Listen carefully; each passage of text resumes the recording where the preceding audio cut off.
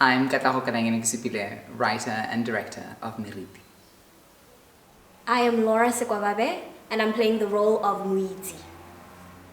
I'm Anna Ketlaareng, and I'm playing the character Heidi. Hi. I'm Zanele Moyo, and I am playing the character Tefo. I am Tefo Paya, and I'm playing the part of Mokgosi. I am Lebogang Jessica Ketlaareng, stage manager for MERITI. Oh yeah. Yeah. So it's your responsibility to get us on so that we can do the thing. In the same way that we're potentially siding with Peto, but also we're just like, Peto, what the fuck? Hi Laura, how are you? Hi Kat, I'm well, thanks. Good. So the first question I'd like to get your response to is around the world of the play. What is your impression of the world of the play? How is your experience of the world of the play as it is so far that you know? My impression, it's literally everything that you... I mean, initially when you described that it's an in-limbo space for people who are kind of moving between grief and in the afterlife, I didn't really get what that meant. But now that we're seeing it and putting it together, that space makes a bit more sense. And the experience of it, it's different for each person, for each character. And even for my character, that isn't necessarily a person, but a kind of a being. You know, my character, Mwiti, is still experiencing this space differently from everybody else. So. The world of the play is very interesting, very intriguing, because it touches base on, well, metaphorically, touches base on what is happening right now with the world, where we are mentally. And somehow I kind of relate and resonate with the other characters. I see a bit of myself here, a bit of that and everything. So it's been really interesting.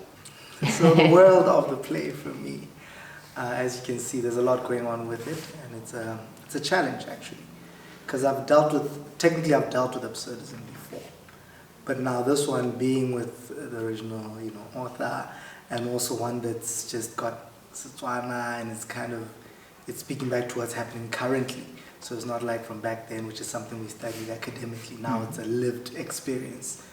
I'm finding it very challenging in terms of not trying to be too direct with it, but also to allow for the magic and the absurd side of absurdism to come out, and also as an artist to still craft and find a performance in it. So playing with those words and then the depth of the words, and not trying to hang too much on the depth of the words and keep them light. So all that, there's so many challenges, there's so many things there that are constantly poking. And I'm enjoying that, because for me, I always relish the opportunity of being challenged. Constantly. I hate comfort zones. And also overall, COVID, the idea of loss, grief, it's been challenging. And personally, I've never lost this many people close to me in such a short space of time. And it's just been, how do you deal with it? And those shadows that are being cast, and then being within the piece itself. For me, there's a lot going on there, and it still forces you to be on the surface with it, as if you're not carrying this heavy thing with you. So it's really challenging, and I'm enjoying that, yeah. And the two languages, the play happens in in the two languages of Botswana and English. Yes. How has that working within those two languages as a modality been for you? I think it's a lot better for me to relate, being Botswana, and I mean I'm very comfortable with the Botswana language, so it's made it a lot easier, and it works, both of them. I feel it's very relatable. So I definitely say the lost in translation type thing, and because it's absurd, I'll definitely say it's lost in translation. So I get lost in the translation. So there's some things I access much easier, whether it's Botswana or English. But then now when I flip to the other language to keep that consistent thread, it's jarring again. But also shows you that the situation is jarring. Nothing about it is easy or comfortable. So for me, that finding different ways of expressing things in the two different languages Because Setswana in its descriptive sense, it's not direct, and in English it's clear, it states what it states. How are you finding that?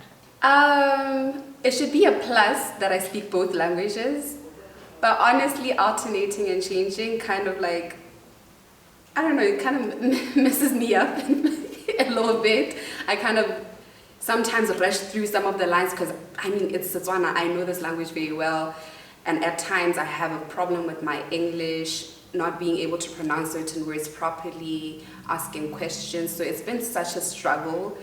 I've noticed that I'm a little bit better in my Setswana because it's my comfort zone, and English, the English that I'm comfortable with is not the English that we're doing here. It's just about making sure you get it right and you pronounce it well enough for somebody else to hear it. So ideally it's about the communication of the language and not so much just the using of the language. Yes, because you don't really realize how much we rely on kind of our expressions and a whole bunch of other elements. So now when you have words put in front of you and you have to deliver them in a specific way to get a specific reaction or result, that's very different because you don't realize that you're not that conscious of your tone when you speak generally because you have all these other things assisting you, all these other elements assisting you. And also technically, the mouth, the placement within the mouth, how do you actually pronounce words and say them? It's easier to articulate English, and then Setswana is more challenging. And naturally you don't articulate that. So there's also those wonderful moments, and it's about finding that balance. I honestly love just how we're merging two languages together. It's a new world, it's a new age. We should be able to have plays in Setswana that are written by Botswana, so we don't really see that a lot, so it's actually really interesting having to see how that kind of works. And honestly, it really flows. At some points, it feels like this is something that I would say. It just kind of flows, the lines are flowing. I don't know if that makes sense, but yeah. It's very relatable. And with your character Tefo, what would your expectation or hope be for somebody who is like Tefo in this world today? That's a difficult one.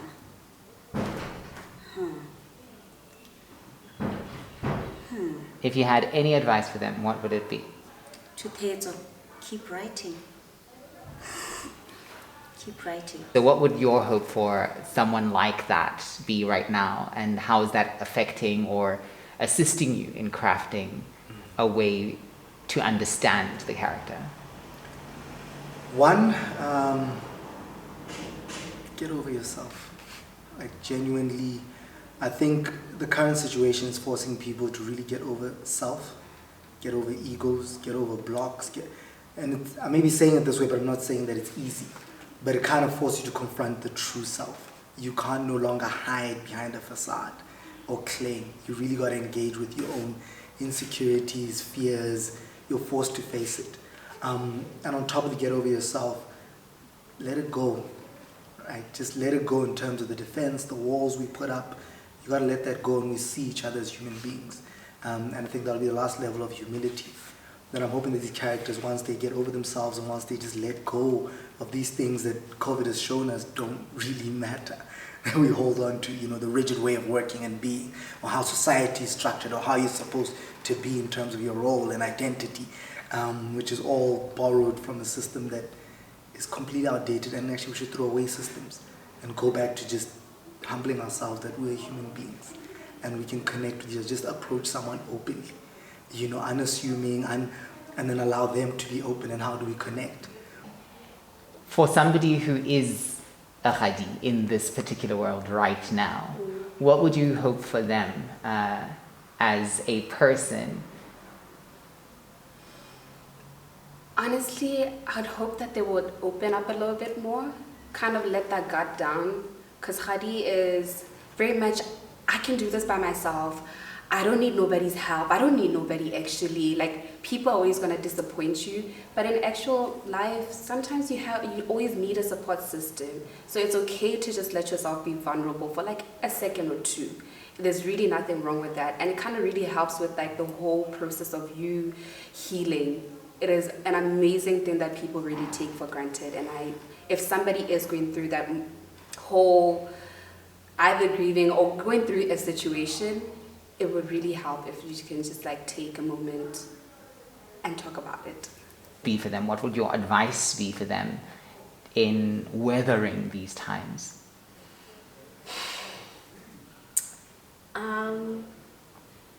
I think in my heart I believe MERITI is also has an element of like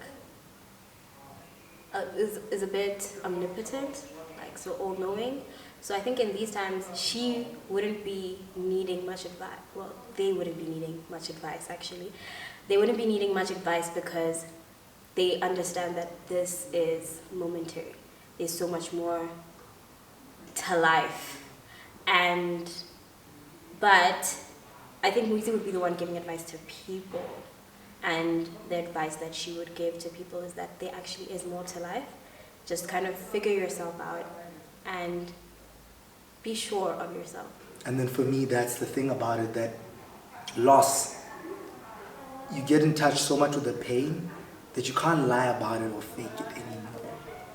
And so what this means is an idea of love. And that's the big thing I see about love, is at the end of the day, it's vulnerable, it's open, but it's beautiful, and you just got to connect with people. So I hope that's what happens, that they get over themselves, they wake up, and they just humble themselves to life and really appreciating life for what it is. And there are ways to cope with grief. There are ways to cope with what's going on right now. Find the ways that work best for you so that you can move on, because post-COVID is going to be a thing. We're not sure, you might not be sure what it looks like, but it's a thing, it's going to be a thing at least, and you need to be prepared for what's to come. Great, thank you very much. Thank you. Yeah. How's it going so far?